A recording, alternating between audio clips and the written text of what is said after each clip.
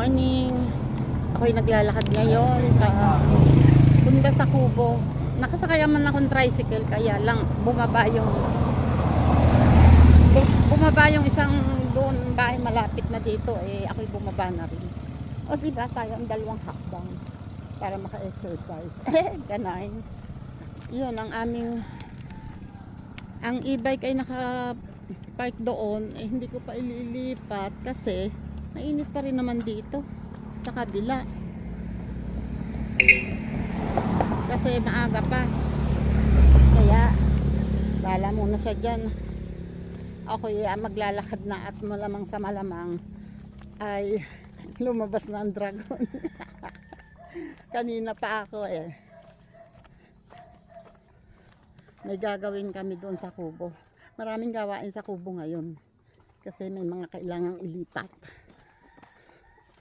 Wait, lakad muna. Eto na ako. Hindi pa rin ako makakadaan doon kasi may mga nakaharang pa. Mukhang hindi pa yata sila naghahakot. Yan. Dito ako dadaan.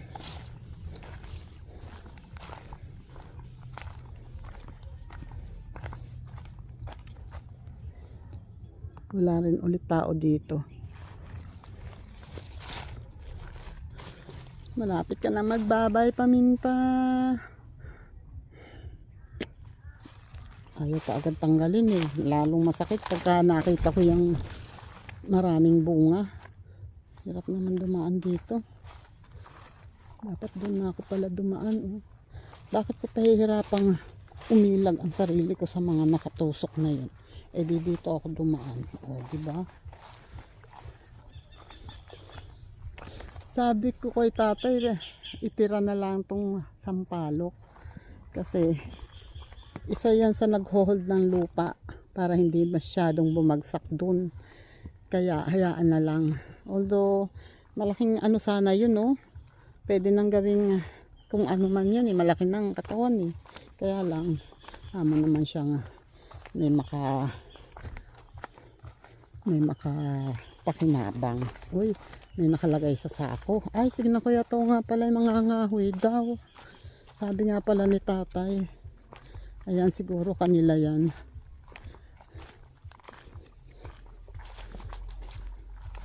Eto, nakalagay sa sako. Nakahoy.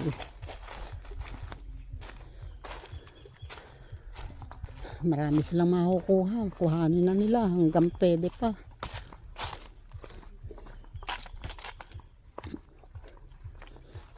Aba, sarap ng kwentuhan. Kaupo nga lang namin. Meron akong stock ng kahoy. Ayos, aanayin yun. Hindi baling anayin. Hindi naman patatay, abutin ba ng buwan yan? Kakakoy kuhanin mo dyan.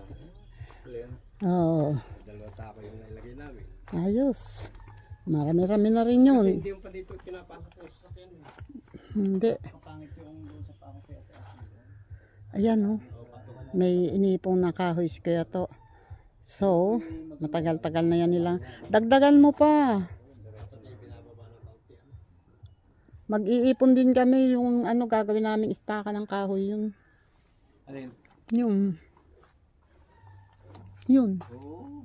Kahit nga yung mga pinutol ng yun, iyan ang itas. Hindi, ang kapangit yung santol na... Santol na... Bakit hindi pwede ang mahogany? Hindi pwede ang mahogany? Ay, mas sarap-sarap sibakin ang santol. Masarap. Ayan sabi ko kay tatay, tanggalin lang yung hanggang pinto. Alisin yung pinto. Tapos yun, hayaan na yung poste na yun. Para meron din doon. Hindi naman yan maaabot dahil ito lang hanggang dito na sa puno ng santol Gigis lang. Maaga pa. Wala naman ako pamerienda. May pamerienda ka ba? Saan nila? Si Kyoto ay dinala rin ang kotse at nagsakay ng 2 sakong panggatong. Nagkakwentuhan kami. Iniwan ko tong cellphone ko sa Kubo. Di walang vlog. Ang galing. Sinunod lang sa akin ni tatay at eto na si tatay. Uuwi na. Walang nagawa sa kubo. Sabi kaya ako'y pupunta tutong wala din.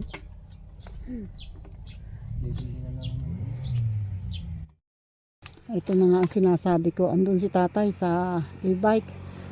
Nakalimutan kong manguha ng talbos ng kamote. Ayan, dito ako nangunguha ngayon.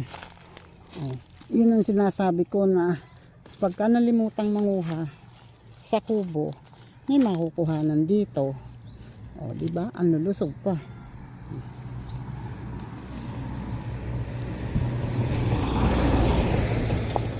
Tabi po. Teka, hindi ako masyadong makaano doon. Baka may ahas.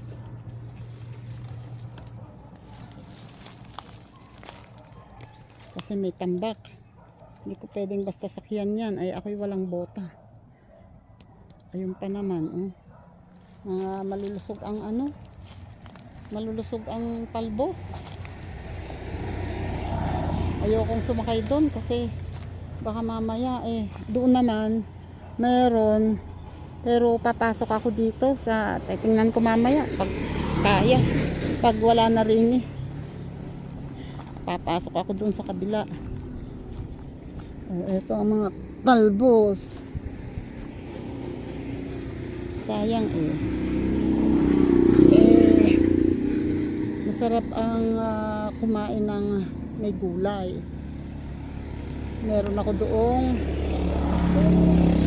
doong sapsap, pwede yung gulayin, lagyan ng talbos, diba? Pag may talbos ng kamote, ulam na. Wag lang may ahas ha.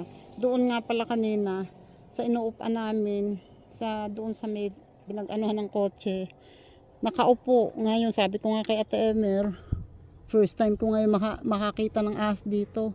Maliit naman, gangga siguro kasing laki ng hinliliit ng kamay, na medyo mataba ng kaunti, ganun. Tapos mga lagpas ng isang ruler ang haba. Ano siya, kulay green and stripe na green and black na pahaba.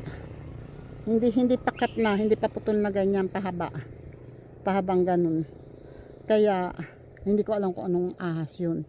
Hindi ko rin alam kung yun ay may makamandag, kasi may ahas naman na kahit na malaki ay hindi makamandag. Yan, ano na sa tatay, papihit na. Ayun ang magaganda, kaya lang ayokong sumakay dun, mahirap na. So dito ako titingin. Kay Willie, papasok ako dito ha. Talbos lang po ng kamote. Yung tanong, may talbos ba? Hindi naman sana ahas. Tatakot ako. Natatakot akong pumunta doon sa ang damo, kasi baka may ahas. Sa bandang gitna daw, sabi ni tatay. Ikaw kaya ang pumunta.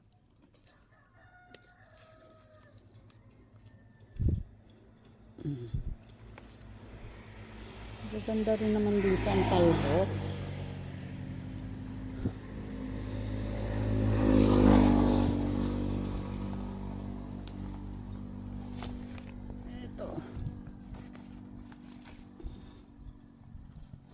Bahala na si Batman mamaya kung anong kulay ng ang aking kamay. Hindi ko kinukuko kasi mas mahirap linisin ang kuko. Mahirap tanggalin ng dagta. Saan pa? Huwag kayo magagalit sa akin ha. Talbos lang yung kinukuha ko. Talbos lang po.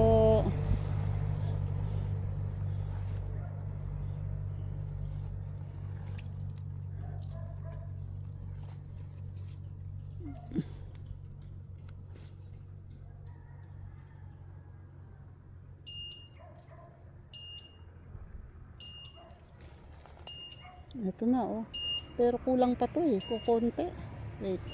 Wait lang, mangunguha muna ako, malawak pa naman to. Wait, yun Meron na. Sabi sa inyo eh. Ups. Okay. O, diba?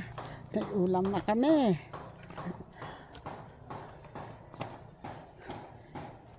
Huh. Konting kamatis at konting sibuyas at yung isdang sapsap. Okay na ang tanghalian. Wait. Okay, rin na kami sa bahay at mukhang naglaba ang Lina. Gising na. Naglalaba.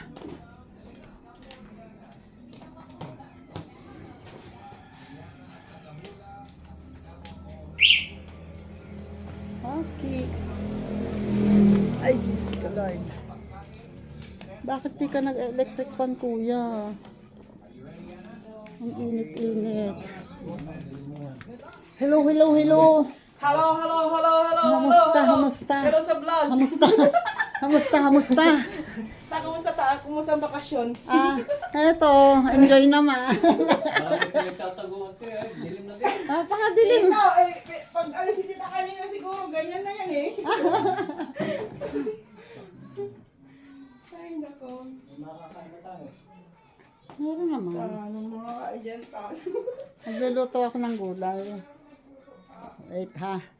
Woo! Wait lang.